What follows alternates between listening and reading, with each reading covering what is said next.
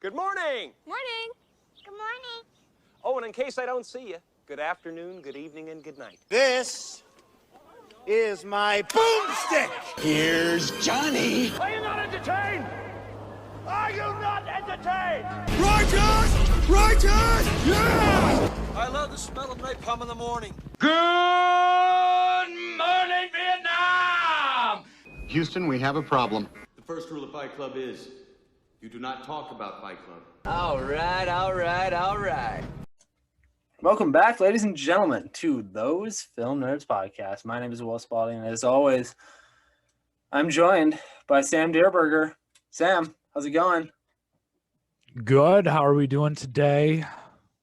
Fantastic. The sun is shining down on this lovely earth that we dwell in, and it feels good to be here. So we're doing well. Yes, we live on an earth, unlike the setting of the film we'll talk about today. How about that for a segue? But yeah, it's going well. The world is beautiful. Absolutely. And so Sam, you teased the movie of the week there. We have a little just slight industry news before then. Then we'll talk the movie of the week, and we'll talk some recommendations at the end of the show. Might be a shorter episode. We'll see. As the movie of the week might be a little underwhelming and not as many topics we'd like to talk about within it. But Sam, what is said movie of the week? This week we're talking about Chaos Walking. That was a terrible crash.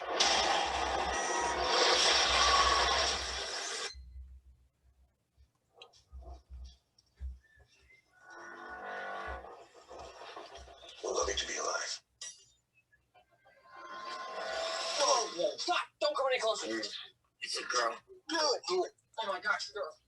I'm sorry. No, move on here. I've just never seen a girl before. Who are you?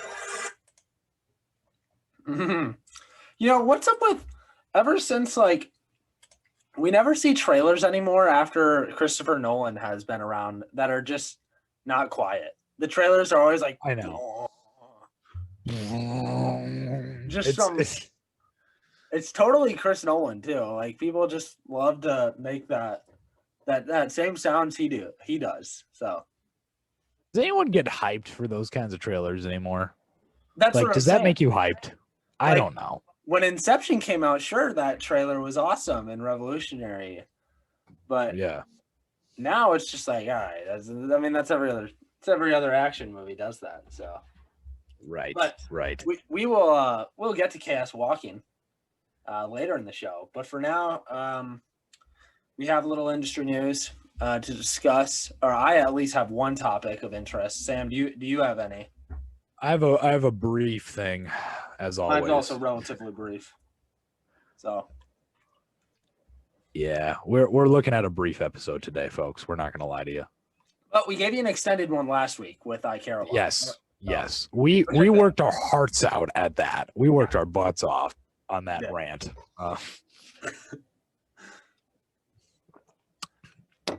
All right. What is your piece of industry news, Will? All right. Well, I'm not sure if you've heard of this guy, Steven Spielberg. I think it's Spielberg. Spielberg. All right. Well, Steven Spielberg is making, it seems, like a biopic about his childhood. Interestingly enough, Mm. it says it's loosely based on Steven Spielberg's childhood, which should be interesting enough. But we have Michelle Williams cast as his mother in the movie. Not sure who is playing Steven or how accurately it will tell Steven's life, but yeah. So Spielberg directing a Spielberg biopic. What do you think? He's directing a movie about himself. I think maybe he's just producing it. I don't know. I don't know much about it. That's fascinating. That's a new level of passion project. Right. Right. Steven is he is 74 now. And he's as active as ever, it seems like. What was the other thing that I saw like just the other day? An upcoming project that he's working on. Well, he's got, or we'll have his remake of West Side Story. Yep. Yeah, but that is already That's been already made. done. I think it's I think I read, I don't know where to find this. I think I read that he's working on another I guess like iteration in his Band of Brothers HBO miniseries, kind of, I would call it like an extended universe, because just like World War II miniseries. I'm looking at it now. So obviously we had Band of Brothers in 2001. We had The Pacific in 2010. I don't know if he produced that, but it is kind of like a brother series to Band of Brothers. Yeah. And we have Black Hawk by Spielberg as well. Ace pilot Black Hawk leads an international squadron of fighters to defeat Nazis in World War II. So there you go. So yeah, he's still as busy as ever, which is interesting. And now we have, so this Untitled Steven Spielberg project, directed by Steven Spielberg, loosely based on Steven Spielberg's childhood. And it'll be good. It'll be good. Oh, I'm sure it will be. So, and I think that's 2022 that we have that. Okay. So that's a ways out yet, but yeah. But things come up fast these days. Yeah, that is true. Any thoughts on that, Sam? Or just I mean, that's a strange concept, right? Like, I guess it's kind of like Steven Spielberg's Minari almost. Lee Isaac Chung did Minari kind of on his childhood, and now we have Spielberg doing one on his. Yeah, but yeah, I guess that's a good parallel. Yeah, I mean, it's not, because I don't know much about Stephen Chung beyond the content of Minari, but with Spielberg, I know he was making movies from a young age. Yeah, when he's like 19. Yeah, he was always interested in film. Even before that, like his childhood, he says, was consumed by, fascination with cinema. So I mean, I'm assuming that we'll see a lot of that in the film. And it would be funny it would be very meta if we had Spielberg actually directing a young child actor, presumably playing himself. Like that's so crazy to me. Yeah, that's so wild. But yeah, I hope this project gets off the ground because it's interesting. I don't know. That's fascinating stuff. Yeah, I want actually real quick also. I want to know your thoughts on West Side Story. Like, are you excited for that at all, or do you have any thoughts? I don't know what to make of it. Okay. For a while, it was the one thing getting in the way of Spielberg making Indiana Jones 5, and then he kind of stepped away from the project, from the director role. He's staying on as an executive producer, but now we have James Mangold at the helm, so we'll see what happens with that. But yeah, for a while I was just annoyed with the project because I was like, what are you doing? Why are you doing this? No one asked for West Side Story to be remade. No one. Yeah. Like, yeah, man, come on. Right. Come on. But I don't know. I mean, we'll see how that turns out. That was originally slated for, when was that release originally slated for? Was it last December? Yeah, December of 2020. Now it's December of 2021. Yeah. I guess they want that Christmas release date. I suppose so. The award season type thing. So we still got a while to wait for that. But anyway, what is your little piece?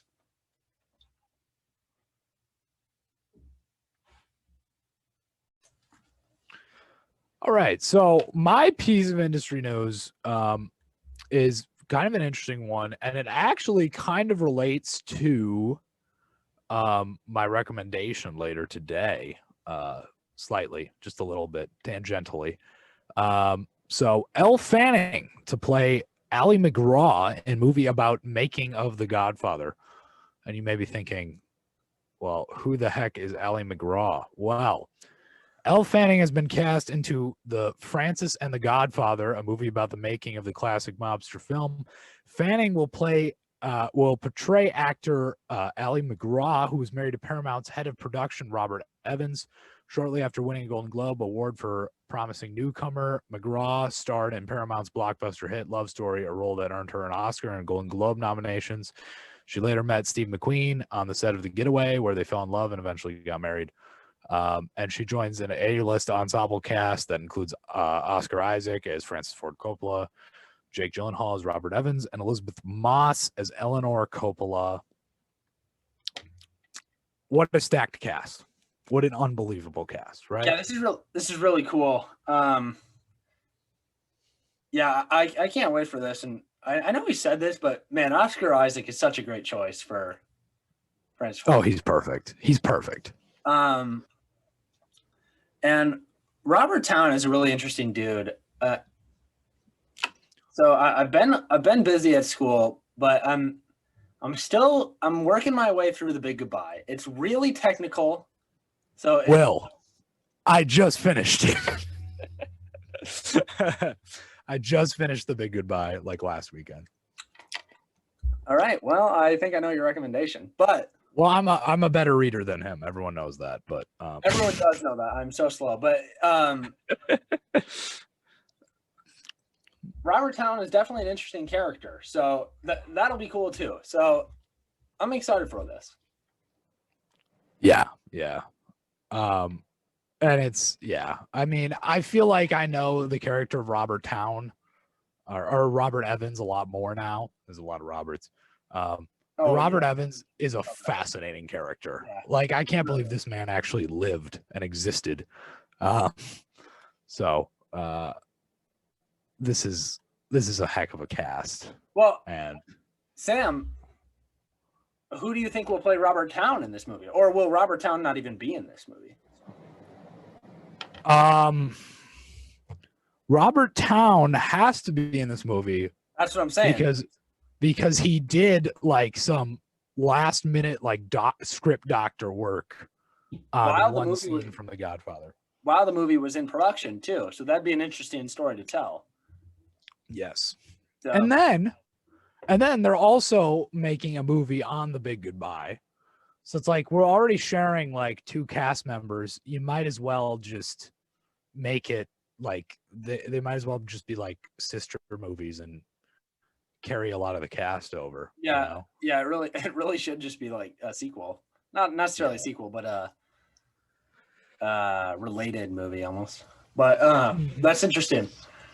Yeah, this is gonna be so cool, this movie. Yeah.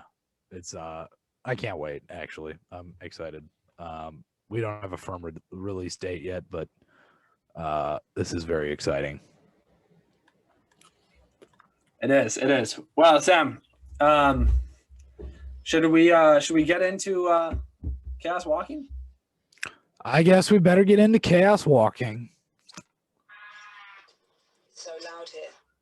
You call it the noise. Happened to all the men on this planet. Every thought in our heads on display.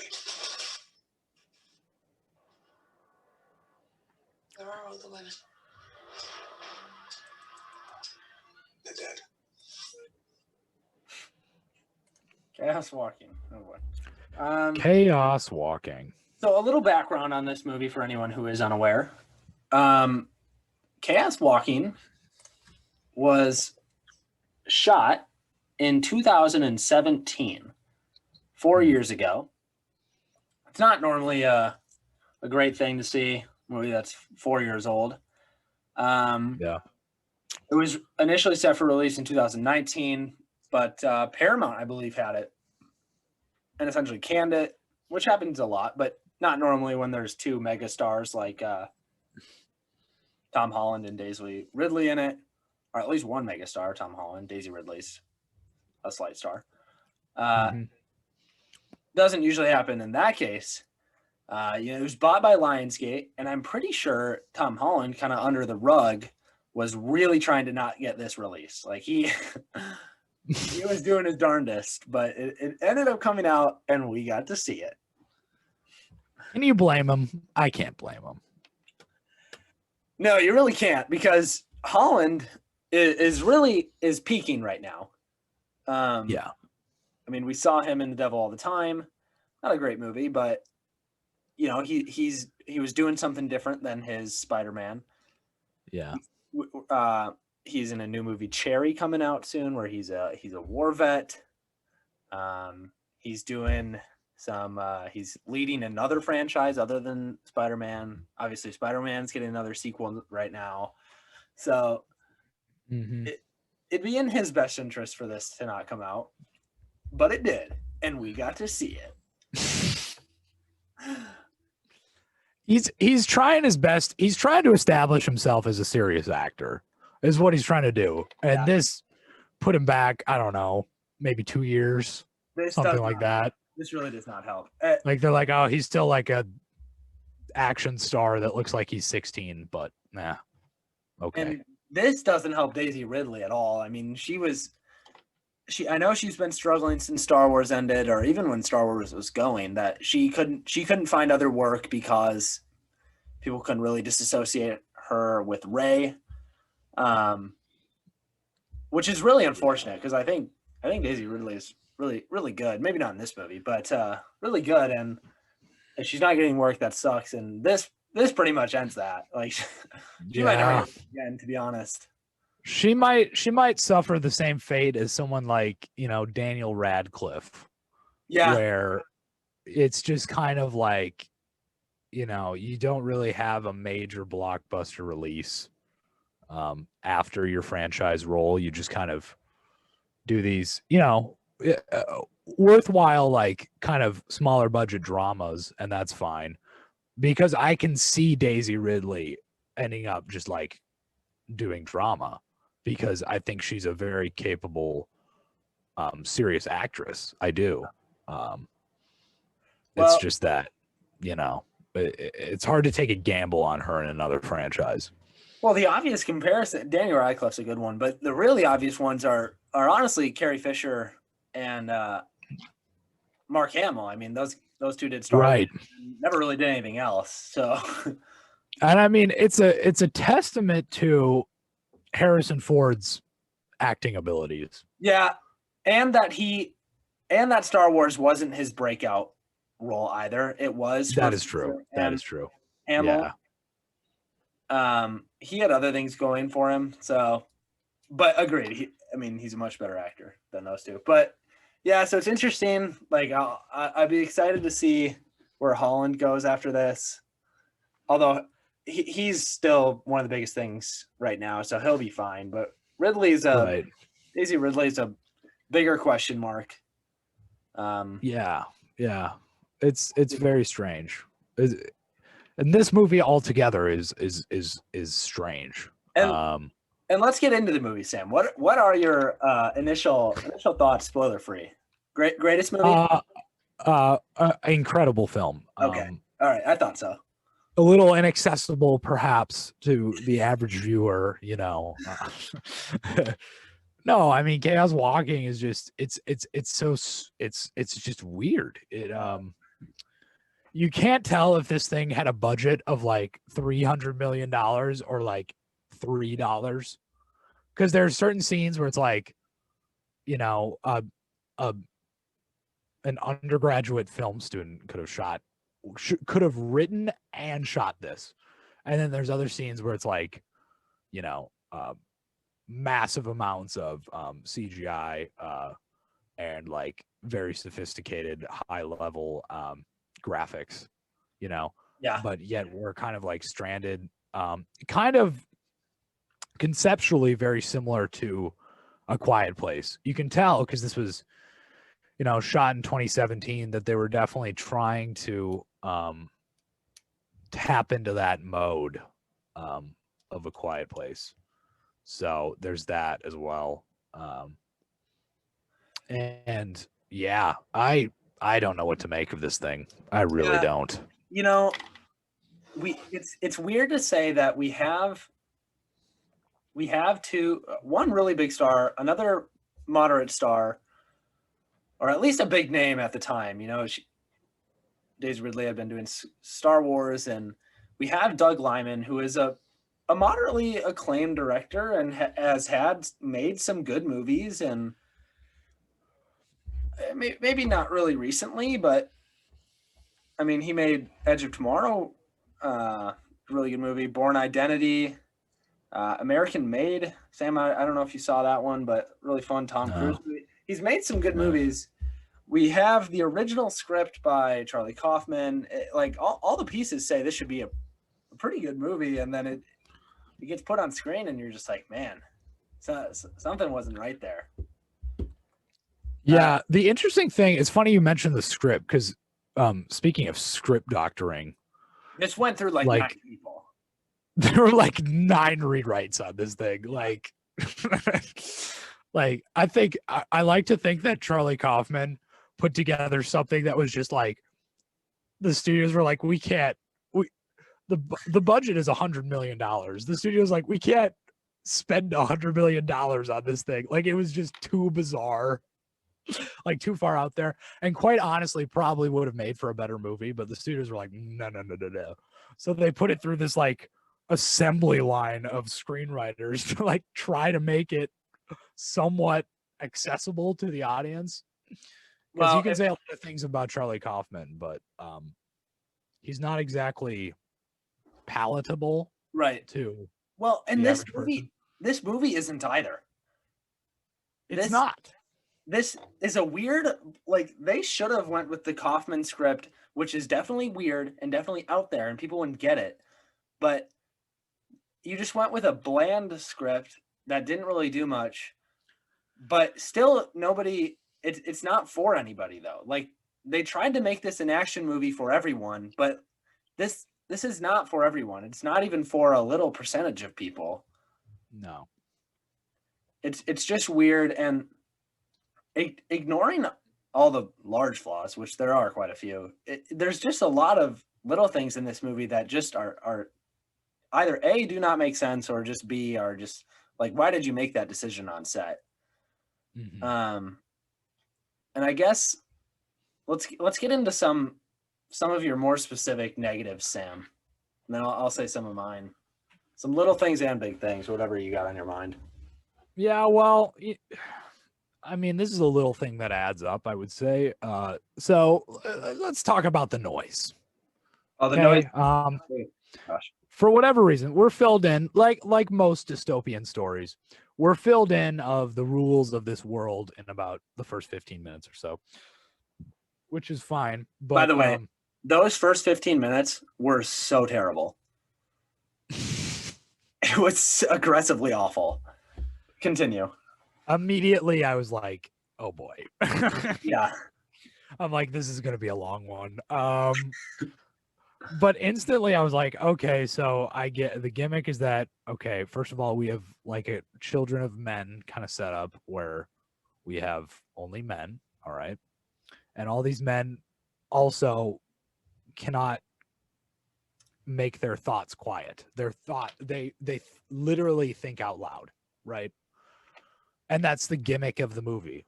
That's the plot device, right? Which is a fine gimmick, actually, which is not about. It's okay. It's okay, but the thing you have to remember about something like this is that you can throw out so many like conventions in the art of screenwriting when you have your characters literally thinking out loud. Like, so much of screenwriting is trying to communicate the internal thoughts of a character in a scene, right? Yep. And you do that through dialogue, and you do that through how they act. But when we have their thoughts, like literally we're hearing their thoughts, all that goes out the window. Like, right. It's very, very how is this character motivated? Okay, he's gonna tell us. So oh man, so we started the movie off with a quote, and not a quote of a character speaking, like a written quote, and that was so stupid. I don't remember it, but it was, and then it said like from something. And I'm like, but that's not a real person. Like Right. no one actually said that though. Right. Like why that was so stupid. That was so bad. And the first, like, I don't know, 10 minutes, we don't hear any dialogue. It's just people communicating with their thoughts. Which is a fine idea, but it fails the rest of the movie, because then why would you even speak out loud ever?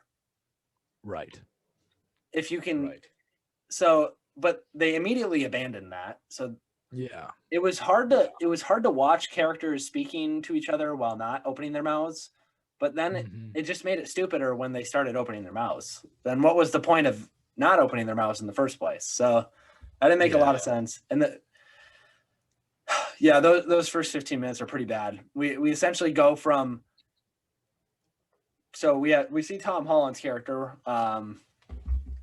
By the way, Sam, I don't know if you knew this, but his name was Todd Hewitt.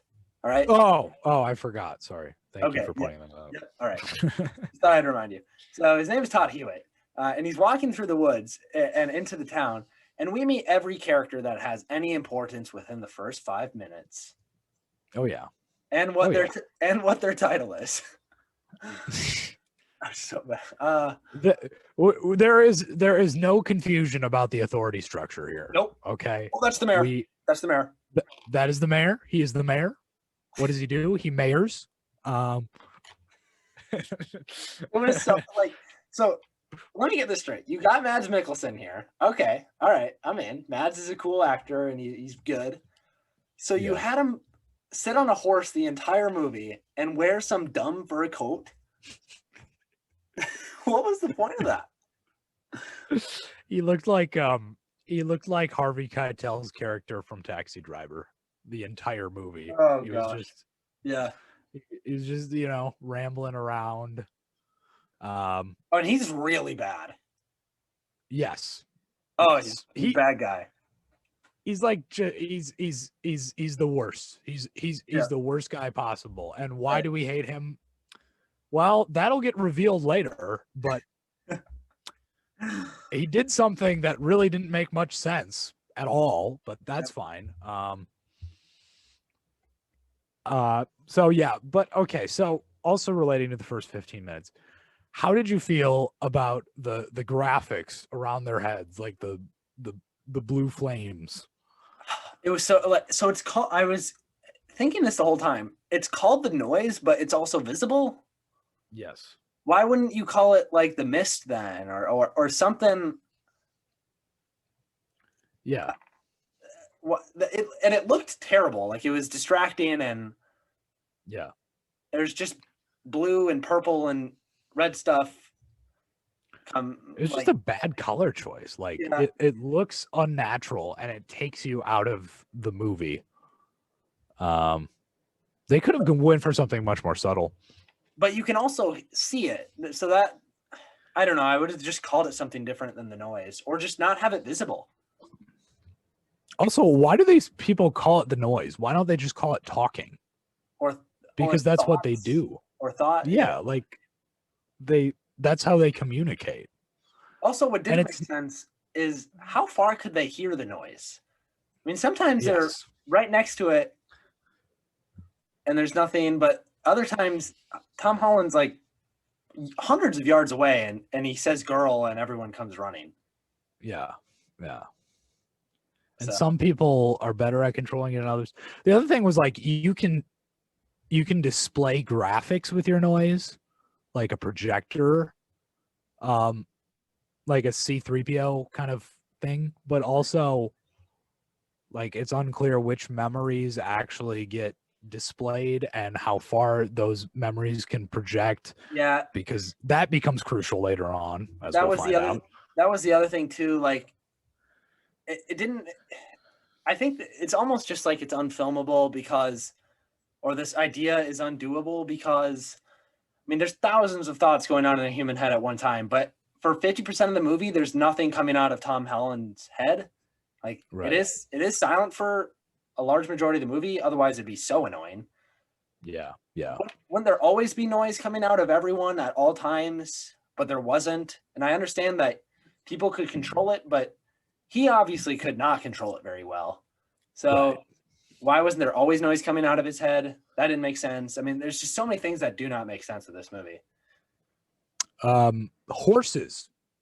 Why are we on horseback? Where did the horses come from? Do they have horses on this planet? Because this planet is just like Earth, except the sun never sets. There's scary monsters in the woods, and there's no women. So, where did the horses come from? Did they bring them over on the ship? And the dogs. I don't know. Too. They brought dogs. The dogs. Did they breed them? I don't know. I don't know. Why is this planet so similar to Earth? I have so many questions. But Also, we're moving past that. The poster. Okay, real quick. The poster. Yeah. It's dark in the poster, and there's two planet somethings. That poster just does not make sense. But anyway, moving on.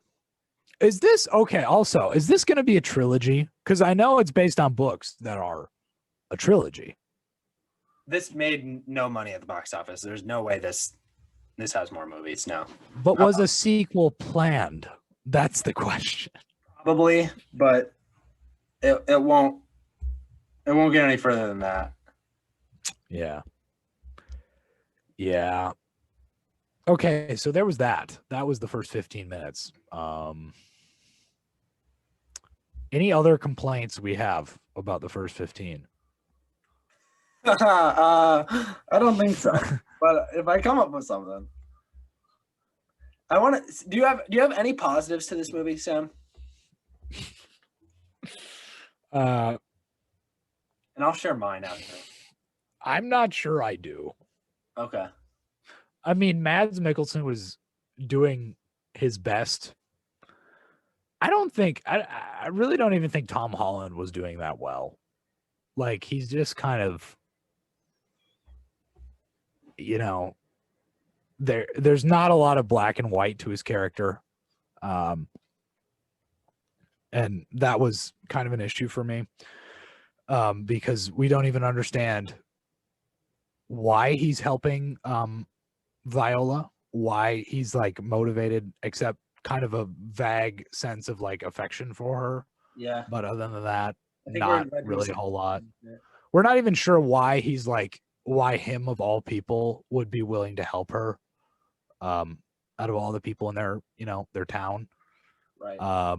So I don't know. I don't get it. Also, we have this interesting thing where Tom Holland's parents, are two dads. Like, he has two dads. And I gotta wonder, like, are they homosexual? Without women, do men? What happens? What happens? I have so many world building questions. Yeah. There's so many questions left unanswered, and that's really right. It's the world building. I mean, we get a world build for Tom Holland's character and everyone he interacts with, but there's really not much else other than, hey, there's the noise. You hear people's thoughts, and that's pretty much it. Oh, and the women are dead. Yeah. But there's not much else. They don't really expand on anything else. That's an issue. I guess my few pros to this movie are, I did not hate it, which surprised me. It's not bad enough to hate, which is weird for me to say. Like, I Care a Lot last week, Sam, I hated watching. Yeah, I did too. I did not hate this, and I don't know why, because it might be worse than I Care a Lot, but maybe it's just because it's not offensive. Like, it's bad and it doesn't answer a lot of questions, but whatever. I didn't really care in the first place. So I think what it is there's like a satisfying structure to the story. With I Care a Lot, we had no one to cheer for, as we discussed. Yeah, I suppose. With this story, it's like, okay, yeah, it's bland, it's poorly written, but at least it makes sense, and we have someone to cheer for. Yeah. Okay, that's probably it. I didn't hate watching I think that was about it. I didn't hate it either. I thought it was. It's bad. Don't get me wrong, but like I didn't I don't know. I didn't feel gross watching this. Nope. I Care Agreed. a Lot made me feel gross. Agreed. I thought, some of the things like that Tom Holland was thinking while interacting with Daisy Ridley, I thought was, accurate to how it would be in real life, which I thought was actually kind of clever, when they're talking and he's like, I don't want her to leave. He'd be thinking that in real life, so it should come out, and then he'd say, I'm sorry, I didn't mean that. But so that was at least like, they at least understood how he would be thinking. So I appreciated that. Gosh, I liked that they repeat the ideas, right? Like, I think that's pretty accurate for a male brain. Like a lot of rattling around, like a lot of repetition. So it's like, it's a girl, it's girl, girl, girl, girl, that works. I will say that was good, actually. I'm really out of good things now. I'm trying to think. It's a cool concept. I feel like this is really hard to film, but it's an interesting idea.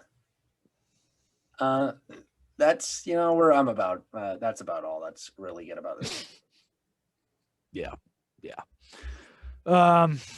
So I mean, with that, I guess we're still on the first 15 minutes, really, but so we have Viola's ship crashing.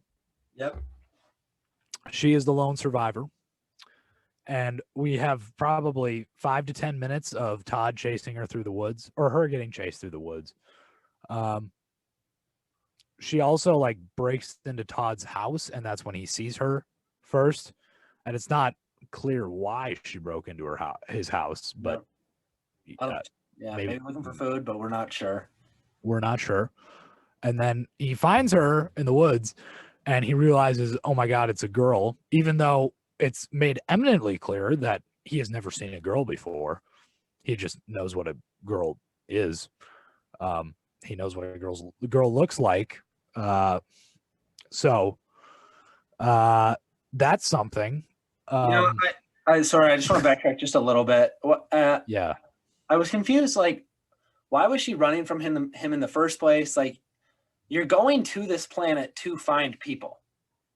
Yeah. You find a house, which tells me people. Wouldn't you knock on the front door? I mean, that's your goal, is to find the people, right? But apparently not. I guess the goal is to get here and then run away from the people. Right. That didn't make sense. Right. But whatever. We got a cool chase scene. This is what I mean when an undergraduate film student could have filmed this, because it's okay, what's the budget on this? Well, you have two of the biggest stars in Hollywood. Okay, that's one thing.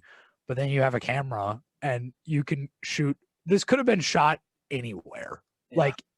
Anywhere. Any wood, any amount of trees anywhere. So there was that, which was funny. But yeah, and then she gets kind of taken into the mayor's residence, right? And again, we're not sure why we hate the mayor, but it's made clear that we should and not trust him. Because every character tells us to not trust him. Don't trust that mayor, Todd. Why are you trusting the mayor? And Todd has this weird relationship with the mayor where he's he wants to please him, he wants to move up in the ranks. Yeah, also, on a similar note, the mayor has a son played by Nick Jonas. Nick Jonas is so underutilized in this movie. Yeah. It's unbelievable. His one line is, "Sorry, Pa." He has 4 lines the entire movie. It's like a cameo appearance. Yeah. I want to talk about the one other character I'm thinking that we haven't really mentioned yet, and that's the preacher. And that character was so dumb and so bad, and his noise was a different color.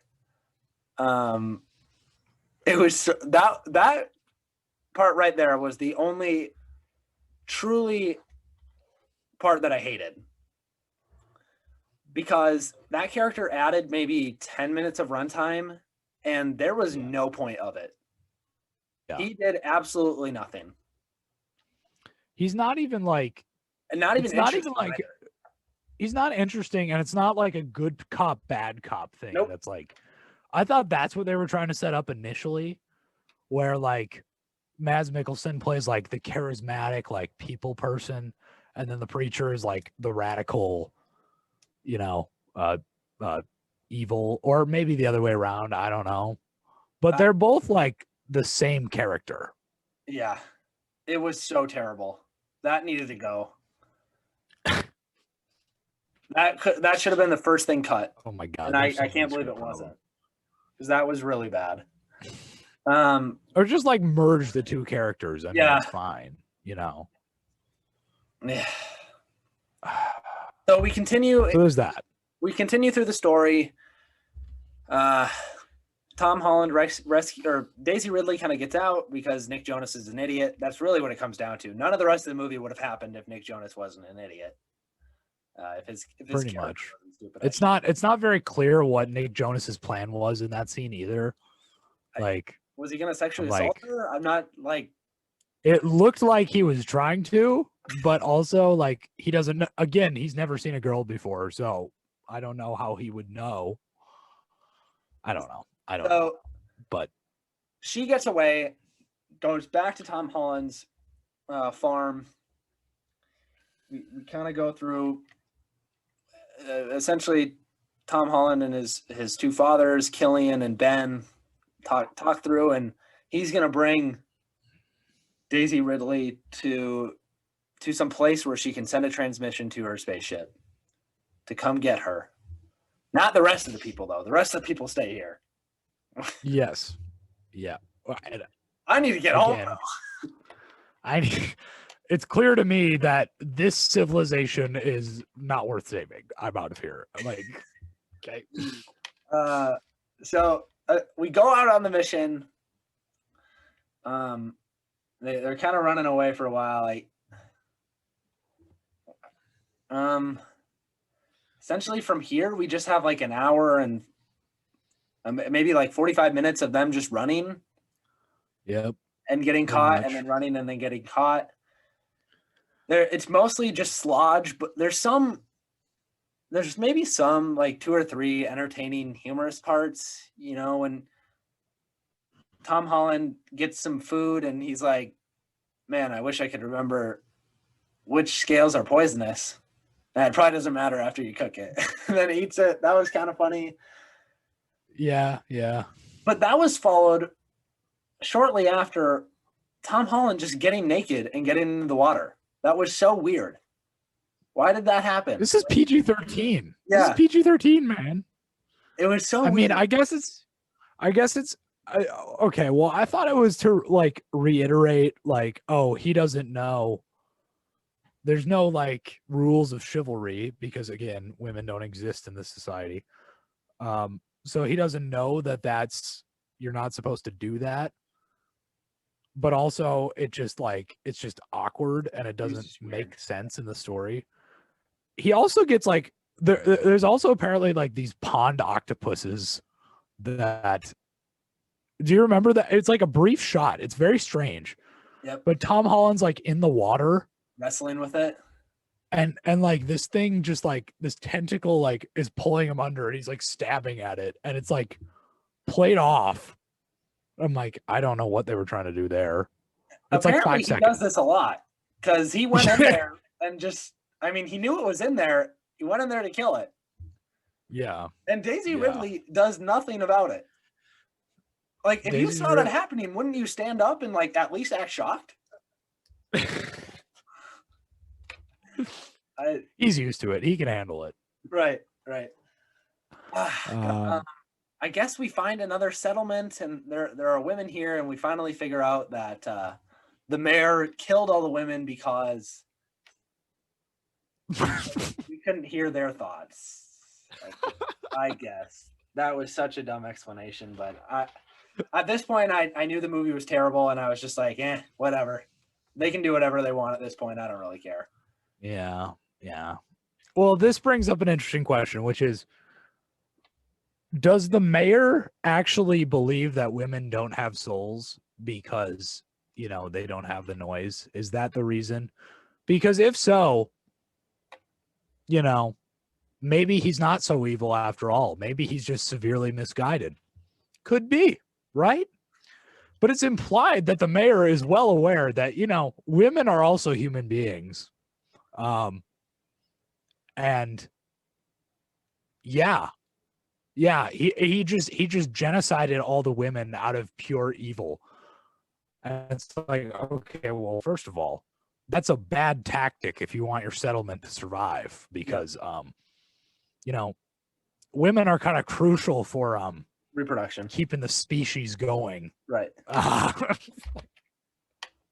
Well, he killed them all, and I guess there's another town, and we're there now, and they knew it was there the whole time, but only some people.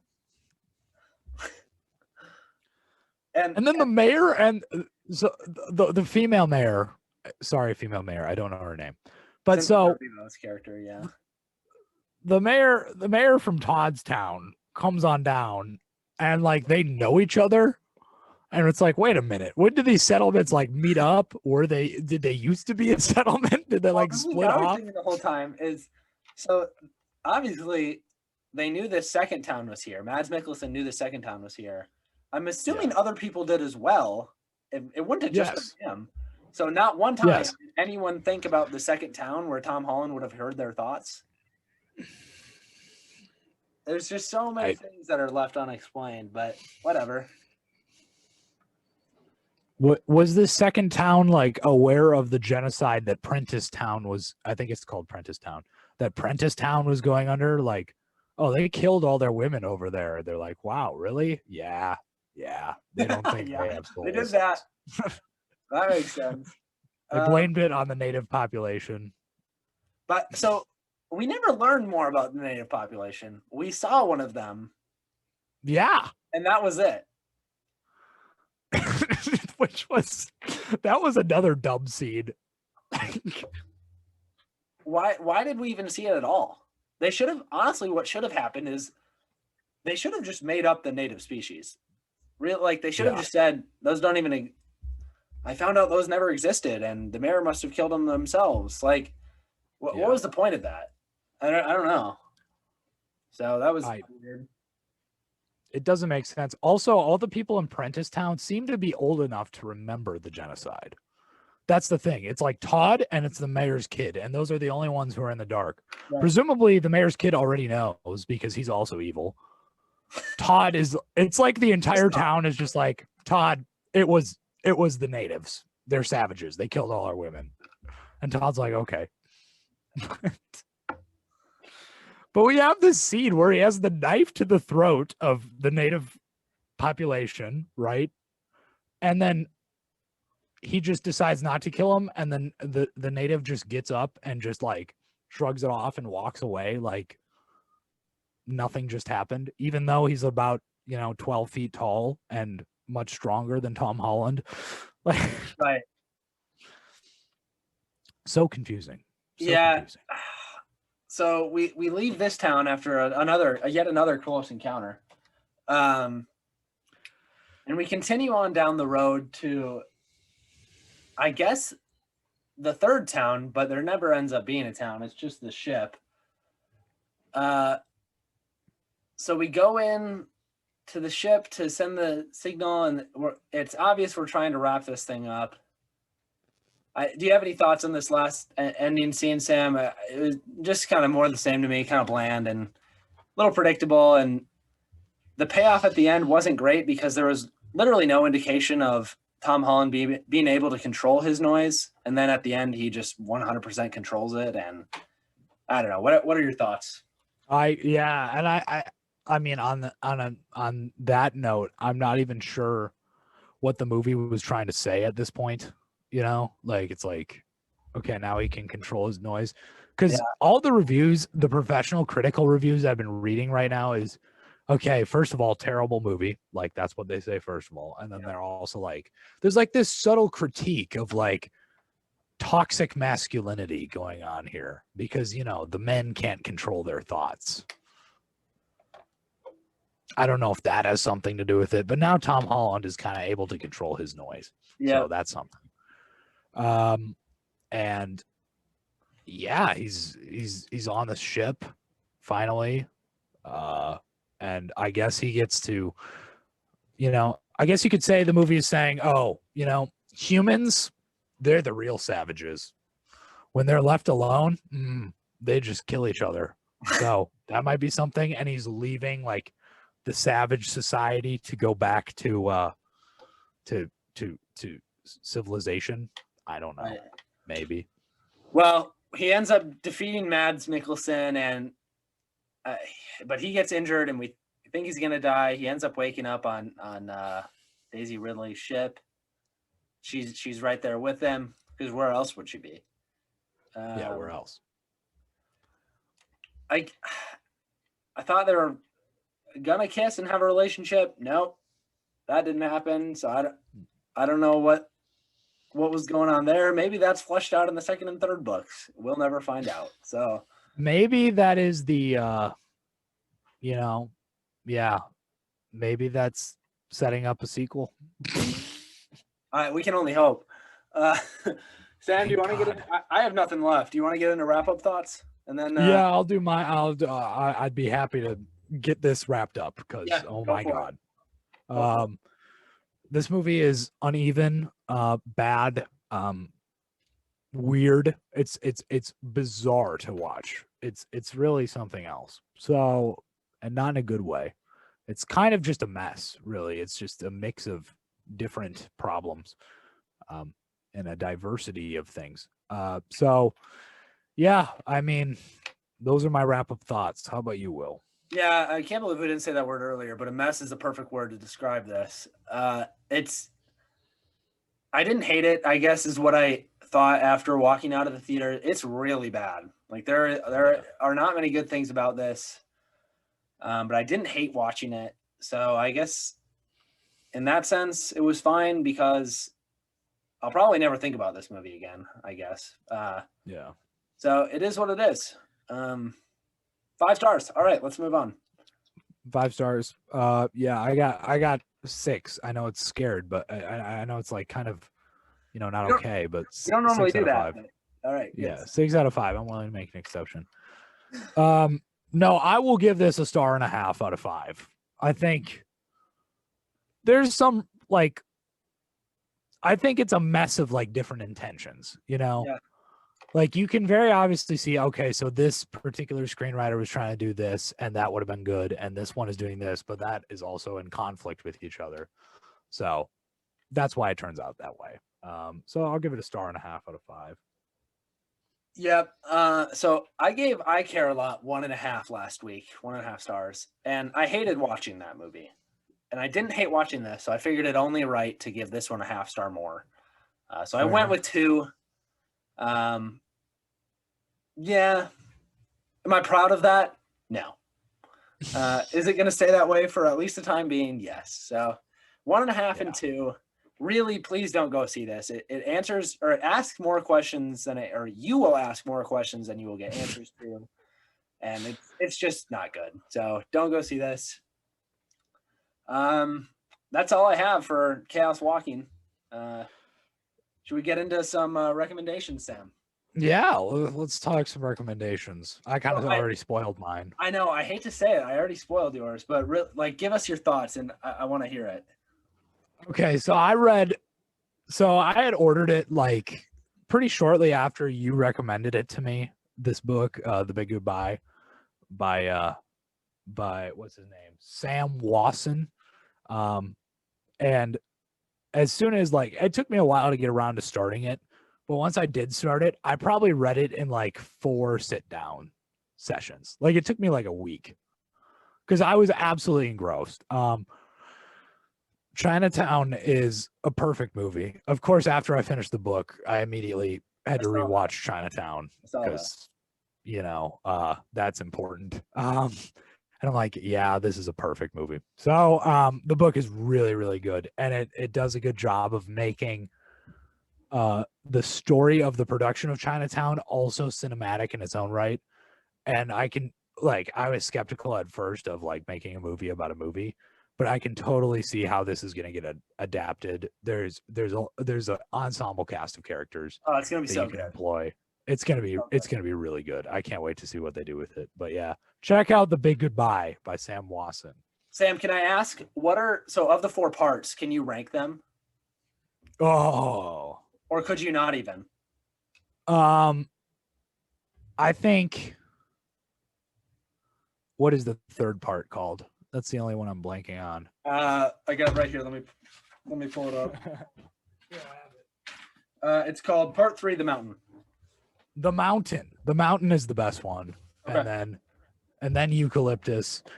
And then I would say the first one, Justice. And then it's the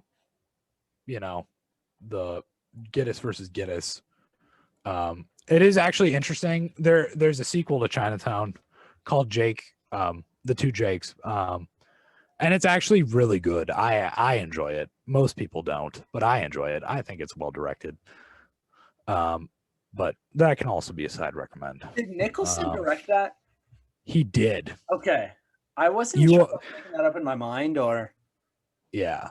Part 4 is essentially like the aftermath and how there was a planned trilogy to the Jake Giddis story. Okay. And then things really fell apart during the production of the second one. So Nicholson ended up stepping in and directing. So I'm such a slow reader. Anyone who knows me knows this, but in all honesty, I've only had maybe 3 sit downs with it, maybe 3.5, and I'm about 200 pages in. Okay. So solid. I want to finish it. I'm going on vacation next week. I want to finish it next week. I'll get back to you guys, but that's a good recommend. It really is a good book. I'm only through probably 2/3 of it, but it really is good. Yeah, it's excellent. So anyway, I'm done. Just absolutely geeking over Chinatown. So what is your recommend, Will? I also kind of spoiled it earlier, but oh boy. So 2 spoilers, but I'm going to recommend an actually good Doug Lyman space movie, and that is Edge of Tomorrow. Emily Blunt is awesome. So is Tom Cruise. He might be a little crazy, but he's cool in this. And really, really, really clever movie. We talked about Palm Springs earlier this year and kind of the repeat the day trope. And, this one does that, but in like an action sci-fi war movie. So get an interesting take on that genre as well. And it's a good time. So check out Edge of Tomorrow if you're into space action movies with aliens. So there you go. Ooh, very cool. Very cool. And Sam, until next time, where can I find you on the Letterboxd? If you're looking, you can find me at letterboxd.com/sjdierberger. And where can I find you, Will? You can find me at that same domain at willspalding instead. And you can find us on the New World, hearing each other's thoughts. Or you can find us at anchor.fm/thosefilmnerds and all podcasts at Those Film Nerds and Those Film Nerds on YouTube and at Those Film Nerds on Instagram at thosefilmnerds@gmail.com. You can email any questions, thoughts, movie-related things to the show, and we'll get back to you. And Sam, until next time. Keep watching movies, everyone. Have a great week. Thank you.